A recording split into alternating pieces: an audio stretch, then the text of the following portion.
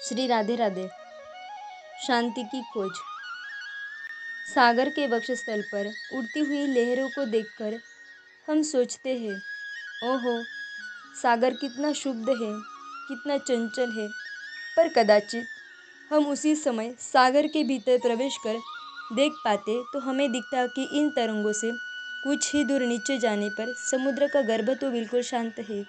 ठीक इसी प्रकार जब हम अपने मन को टटोलते हैं तो दिखता है कि यहाँ तो विषयों की आंधी चल रही है।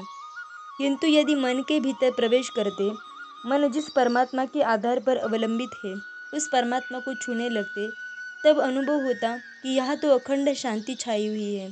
क्षोभ नहीं, विकलता नहीं, यहाँ तो पूर्ण शांति का साम्राज्य छाया हुआ है। क्या यह संभव है कि हम मन के भीतर चले जाएं, परमेश्वर को छू लें, हमें यह पूर्ण शांति मिल जाए? अवश्य संभव है। वह शांति तो हमारी प्रतीक्षा कर रही है। प्रभु तो हमारी बाट देख रहे हैं कि कब हम बाहर की ओर शांति ढूंढना छोड़कर भीतर की ओर चल पड़े, प्रभु से जा मिले, उनसे मिलकर हमारी जलन शांत हो जाए, सदा के लिए हमें पूर्ण शांति मिल जाए। पर हम तो उस ओर जा रहे हैं जिधर शांति मिलने की नहीं। चाहते हैं हम शांति को ही। हम में से प्रत्येक निरंतर शांति ही ढूंढ रहा है, पर ढूंढ रहा है वहाँ जहाँ शांति नहीं है। शांति तो एकमात्र प्रभु में है। प्रभु नित्य हमारे अंदर ही विराजित है। हमारे इसी अशांत मन की ओट में वे अवस्थित हैं। उन्हीं के आश्रित हमारा मन है। अपने इतने निकट वर्तमान प्रभु से जब हमारा मिलन होगा तभी शांति मिलेगी। अभी हमारी बुद्धि प्रभु को छोड़कर अन्य को विषय कर रही है। हमारा मन प्रभु को भूलकर अन्य का मनन कर रहा है। इंद्रिय प्रभु की ओर न जाकर दूसरी ओर दौड़ रही है। शरीर प्रभु की सेवा से विमुख हो रहा है। हमें झूठी ममता फांसे हुए है और मिथ्या अहंकार भ्रमित किए हुए है। इसी से हम अशांत है। हमारी बुद्धि प्रभु को समर्पित हो जाए, मन प्रभु पर न्योछावर हो जाए, इंद्रिय प्रभु परायण हो जाए, शरीर प्रभु की सेवा में संलग्न हो जाए, झूठी ममता टूट जाए और मिथ्या अहंकार मिट जाए, बस फिर अशांति भी सदा के लिए मिट जाएगी। हमें इसी के लिए प्रयत्न करना है। बुद्धि के द्वारा हम प्रभु के स्वरूप का निश्चय करें। हमारे प्रभु शांति रूप है, पूर्ण है, अमृत स्वरूप है। प्रभु पूर्ण शांत है, पूर्ण प्रसन्न है। प्रभु विज्ञान स्वरूप है, आनंद स्वरूप है। प्रभु सत्य है, ज्ञान स्वरूप है, अनंत स्वरूप है। प्रभु रस स्वरूप है, प्रेम स्वरूप है। रस स्वरूप प्रेम प्रभु को ही पाकर तो पुरुष आनंद भाजन बन जाता है। यदि हृदय के आकाश में स्थित आनंद स्वरूप प्रभु न होते तो प्राण अपान की क्रिया कौन कर सकता? ये प्रभु ही तो सारे विश्व को आनंद दान करते हैं। इन्हीं आनंद स्वरूप प्रभु के कलामात्र आनंद के आश्रित रहकर ही तो समस्त जीव जीवन धारण करते हैं। आनंद स्वरूप प्रभु से ही सब प्राणी उत्पन्न होते हैं। उत्पन्न होने पर आनंद स्वरूप प्रभु के द्वारा ही जीवित रहते हैं एवं प्रयाण करते समय आनंद स्वरूप प्रभु में ही समा जाते हैं। हमारे प्रभु ही वे प्रसिद्ध एक देव है जो सब प्राणियों में छिपे हुए हैं, सर्वत्र व्याप्त है, सब जीवों के अंतरात्मा है, कर्मों के अध्यक्ष है, सब भूतों के अधिष्ठान है, सबके साक्षी है, सबको चेतना देने वाले है, केवल है, निर्गुण है। प्रभु ही तो इस विश्व की रचना करके इसमें प्रवेश कर गए। प्रभु तो हमारे शरीर में नख से लेकर शिखा पर्यंत अनुप्रविष्ट है। समस्त प्राणियों के भीतर जो पुरुष विराजित है वे हमारे अंतरात्मा स्वरूप प्रभु ही तो है। भूत वर्तमान भविष्य का समस्त जगत हमारे प्रभु का ही तो स्वरूप है। प्रभु अनित्य पदार्थों में नित्य स्वरूप है, चेतनों के भी चेतन है। वे अकेले अनेक की कामनाएं पूर्ण करते हैं। जो धीर पुरुष अपनी बुद्धि में स्थित उन प्रभु को देख लेते हैं उन्हीं को नित्य शांति प्राप्त होती है, औरों को नहीं। इस प्रकार बार बार निश्चय करके हम बुद्धि को इन भावों में स्थित कर दे, इन भावों पर दृढ़ अटल संशयहीन विश्वास कर ले, यही बुद्धि का प्रभु में समर्पण है। बुद्धि का निश्चय हो जाने पर भी इन भावों को बार बार मन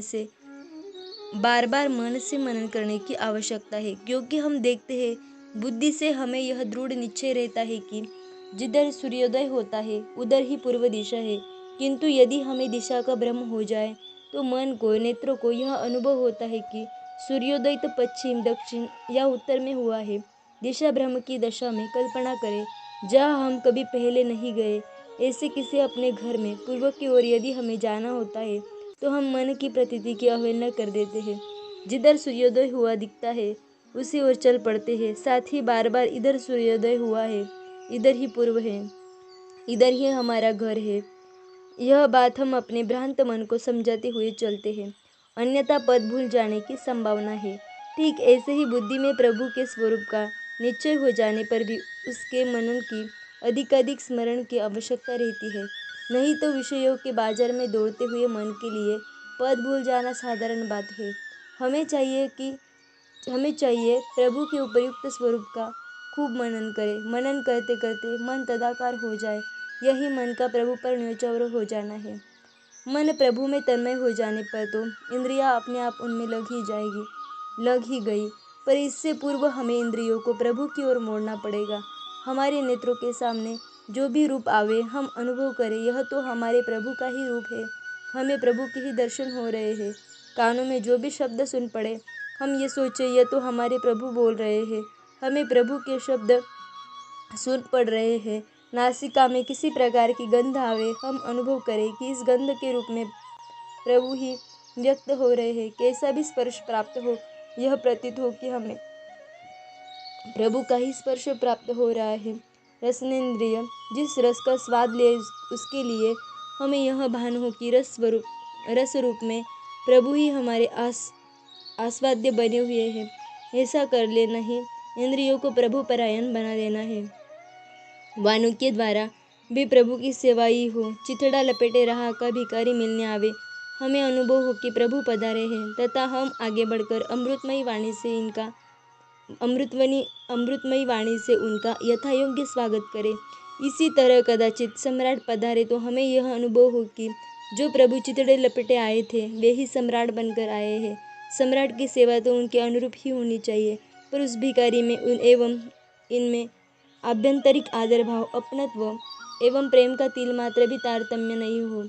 यदि कमी बेशी हुई तो हमें समझना चाहिए कि परीक्षा में हम अनुत्तीर्ण हो गए तथा आगे के लिए प्रयास करने चाहिए कि समान भाव से हम सब में प्रभु को विराजित देख सके, समान प्रेम कर सके, समान अपनत्व दे सके। हमारी वाणी किसी के लिए भी कभी उद्वेग का कारण न बने, वाणी में सदा मधुरता भरी हो, कभी किसी को रुक्षता की गंध भी न मिले, पूर्ण सत्य भरा हो, उसमें झूठ कपट दंभ की छाया तक नहीं हो, सबके हित की भावना से ओतप्रोत हो, वैर विरोध तथा द्वेष ईर्ष्या से सर्वथा शून्य हो।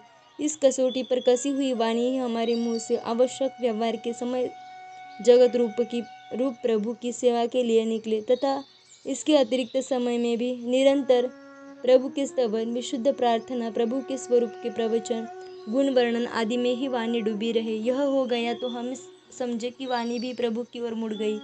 शरीर की सेवा का कोई अवसर हम खो न दें, इसके लिए सावधान रहे। हमारे शरीर का अणु अणु प्रभु की सेवा में ही लगे।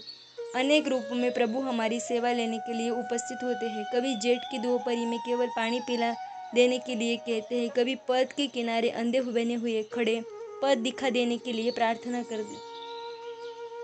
करते हैं, कभी हमारे औषधालय के सामने फोड़े की वेदना लिए हमसे मरहम पट्टी कर देने की, अपने जर्जर शरीर के लिए अच्छी सी औषधि देने की भीख मांगते हैं, तथा कभी स्टेशन से छूटती हुई गाड़ी के डिब्बे के सामने आकर हमसे किवाड़ खोल देने, भीतर आ जाने देने की प्रार्थना करते हैं। माता पिता, भाई बंधु, गुरुजन, परिजन आदि बनकर विविध भांति से विविध अवसरों पर वे हमारे शरीर से सेवा लेने आते हैं, सेवा कर देने की प्रेरणा करते हैं।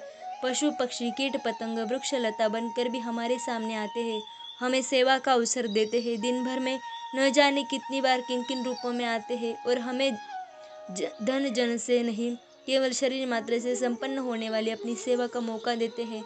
हमें चाहिए कि इन सभी अवसरों पर पूरे उत्साह से हम अपने शरीर को प्रभु की यथायोग्य सेवा में नियोजित कर दें। साथ ही पूरी सावधानी रखें कि सेवा के भ्रम में कई प्रभु के किसी रूप को हमारे इस शरीर से पीड़ा न पहुंच जाए।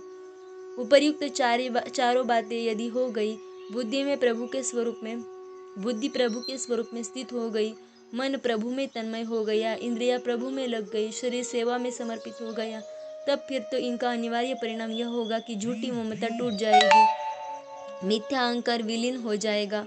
जहाँ अहंकार है वही ममता है। जब वास्तव में सर्वस्वरूप भगवान की अनुभूति हो जाएगी तब हमारा यह मैं नहीं रहेगा और इसलिए मैं की संतान मेरा भी नहीं रहेगा। मैं के स्थान पर एकमात्र प्रभु बच रहेंगे और मेरा के स्थान पर भी प्रभु का ही पसारा रहेगा। यहाँ एक अखंड, अनंत, असीम, अनिर्वचनीय शांति का साम्राज्य फैला होगा तथा यही हमारी शांति की खोज भी समाप्त होगी। श्री राधे राधे।